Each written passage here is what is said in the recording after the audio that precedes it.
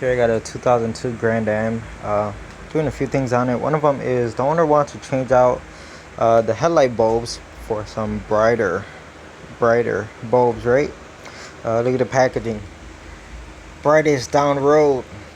Extreme, right? Stupid crap like that. Anyway, so I already knew what was gonna happen. Put them in, and honestly, looking at the wall here, they look no different from regular bulbs. Probably a waste of $40. So I'm gonna go ahead and put the other side in just because it's what the owner of the car wants. But even I knew this was not gonna make a difference. They're just standard halogen bulbs.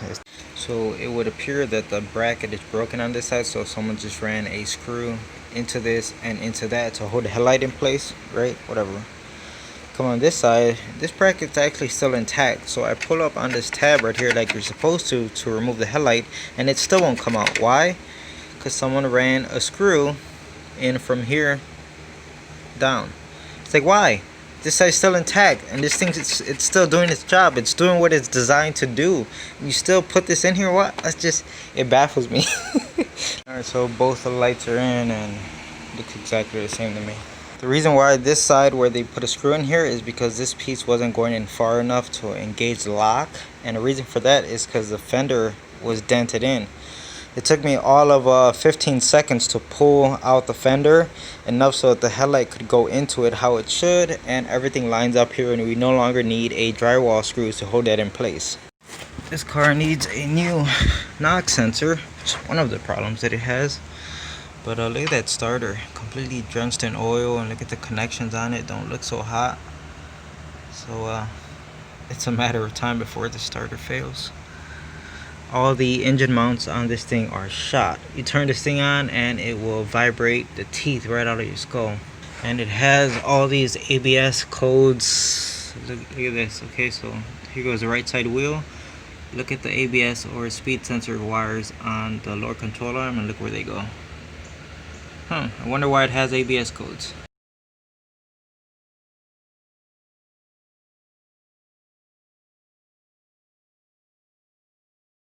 Alright, so I was looking at the belt, and it's hard to see, but that belt is cracked all the way through.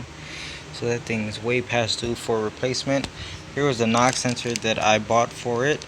As you can see, it's a AC Delco unit. So I'm gonna go ahead and pop this on. Yeah, anything I see on this car that needs to be done, I'm gonna bring it up to the owner and see if they want to get some work done on it. It is a daily driver, and it's got like 230,000 miles on it. I believe this is the second engine in this car. You can probably tell by all the markings all over it. Look at the alternator. It's definitely way past due for a lot of maintenance. I'm all done with the knock sensor. That code has not come back since a few cycles. So that's looking pretty good. Looks like the problem is fixed. The next code we have is a catalyst efficiency code. So here I have the up and the downstream sensors, and you can see they look exactly the same. So this thing is going to need a converter, like a lot of my customers say, a Cadillac converter. The owner stopped by and I explained to her what was going on and what needs to be done, and she pretty much gave me the green light for everything. So we are back with this Pontiac Grand Am. Pretty much got all the parts in it: the wheel bearing, the wires for the speed or ABS sensors, all the engine mounts, whatever, serpentine belt. So as you can see, I've already got started on the engine mounts, and I'm pretty much almost done. I'm about to pop in the last one, which is the easy one. These two were a freaking nightmare to get out. This one was bad, and this one was the uglier sister, even worse. So I'm gonna go ahead and pop this in and finish torquing everything down, and it should be all set as far as the engine mount, and then move on to the next job. Now, I was about to put that mount on, but then I noticed how much space I have here, and it is gonna get a new serpentine belt, so it only makes sense to change the belt while the engine mount is off of the car. You can see how worn out this belt is, all the cracks in it. Alright, so I got this belt installed, and so is the new mount. Now, this mount and that one back there is not completely torqued down. The bolts are still loose for them, And what I want to do is go ahead and turn the engine on and just kind of let the engine go where it wants to go, so it could really settle in, because all of these mounts have play in them, right? So if you start bolting each one down individually, you may be putting extra stress on the bushing than it needs. So by letting it kind of run for, you know, a few seconds or so, it just lets everything settle where it wants to. And then I'm going to go ahead and tighten it down. I don't know, maybe I'm crazy, or maybe that makes sense to some of you guys. Okay, so this is going to be the first startup with the new mounts on it. And let's see if the amount of vibrations this car has been decreased, because this thing would vibrate like crazy. Oh, it's crazy difference. I'm not really feeling anything inside of here. Nice, look at that Christmas tree lights. But yeah, it feels good inside of here. Massive difference. So I'm gonna go ahead and tighten those two mounts down. Here's a closer look at all the mounts. This is the one on the transmission side, and they're all worn out. This is the one that was on the back of the engine. Torn right there too.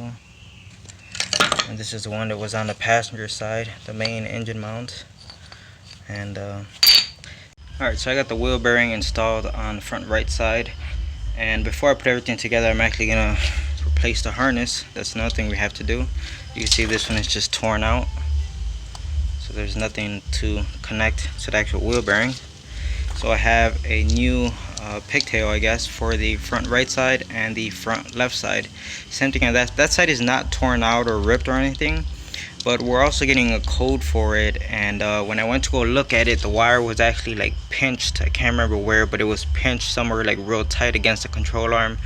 So I don't know how long it's been like that, but I would imagine there's probably a break in the wire somewhere. So these things are pretty cheap. It's why I ordered one for each side. So here's where I'm at. See, the harness is connected to the new wheel bearing, runs alongside there, and all of its clips, and goes back there where it's supposed to.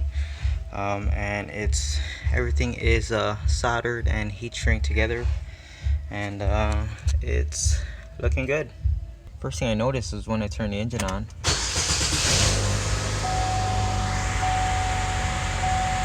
is that our ABS and traction light is gone, just by fixing that one side that was actually broken. So that tells me that this harness on this side is still okay, because it was enough to get rid of the ABS and the traction light, but it's still going to get replaced because we have the new part here, and I could see that the line was pinched at one point, so it's going to get replaced anyway. So that's it, I'm pretty much done. You can see the new harness right there comes along, and I got it connected somewhere like right here and underneath this shielding. So everything looks good, it's plugged in, and it's good to go. I'm gonna go ahead and put the wheels on it, torque the lug nuts, and get this piece of crap out the garage, take it out for a test drive. Everything else, well, actually I'm gonna go ahead and check the check engine light, see what that's about.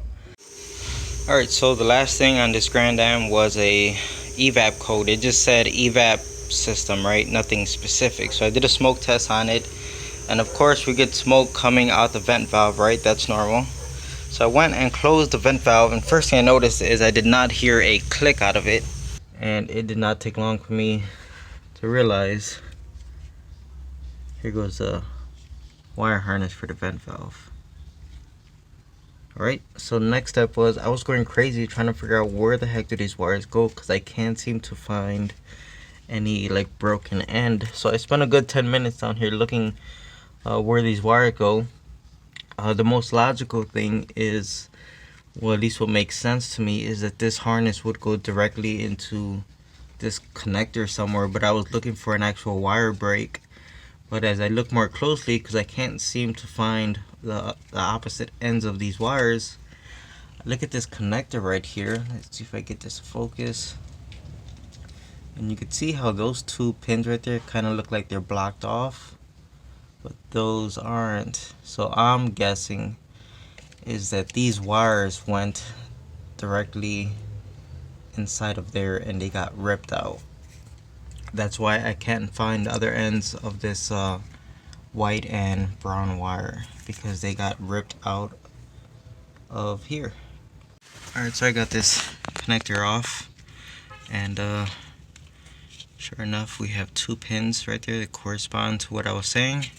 And if you look inside of here, there goes our 2 pins. Let's come over to the gauge, and the ball was all the way up here indicating a large leak, and look where it's at now. Pretty much almost all the way at the bottom. So that's a really good sign. And I'm also really happy to see that the vent valve is even working after, you know, so long of it not being connected. It's probably been like that for years. Alright, so what I'm going to do now is open up the vent valve, and we should see smoke come out of it. Okay, so you probably heard that click.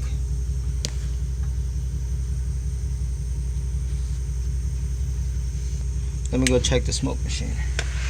And yes, it's off. It has like a timer on it. After a certain amount of time it turns off. Before we go back there, let's look at the float. You can see it's all the way up there, so I'm gonna go ahead and close the vent valve.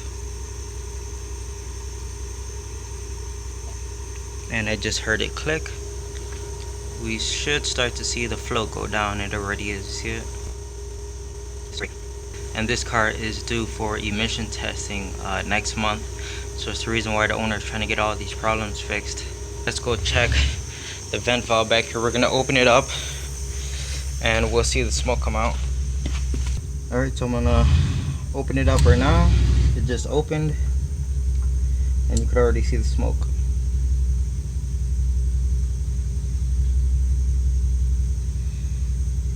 Right at the moment, my smoke machine is not putting out a lot of smoke, so it's kind of hard to tell, but I'm sure you guys can see the smoke.